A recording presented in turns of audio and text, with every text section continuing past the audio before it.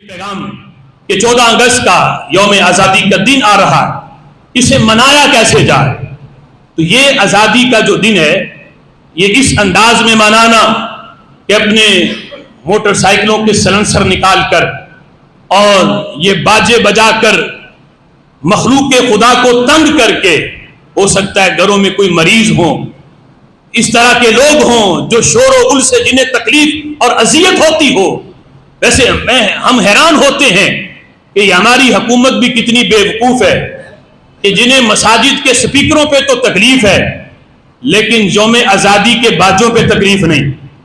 افسوس ہے کہ جنہیں بازار اور سڑکوں پہ بڑے بڑے سپیکر چلا کے اس پہ گانے بجیں، میوزک چلے، ان پہ تکلیف نہیں، لیکن مساجد کے اندر ہونے والی 5 وقت کی اذان پہ انہیں تکلیف ہے.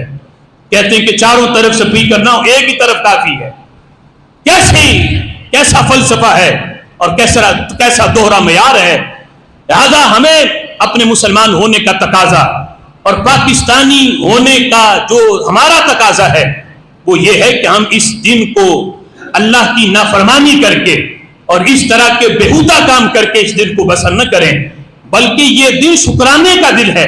ہو سکے تو شکرانے کے طور پہ اس دن روزہ رکھا جائے، ہو سکے تو شکرانے کے نفل ادا کیے جائیں، قرآن کی زیادہ سے زیادہ تلاوت کی جائے، ان شہداء کو اصالِ ثواب کیا جائے جنہوں نے اس ملک کی بنیادوں میں اپنا خون بہایا ہے. پھر ہمیں ملک یہ ملا ہے، ہمیں پلیٹ میں رکھ کے یہ ملک نہیں دے دیا گیا. 10 لاکھ شہیدوں کا خون اس ملک کی بنیادوں میں پڑا ہے، پھر جا کے یہ ملک مارز وجود میں آیا ہے.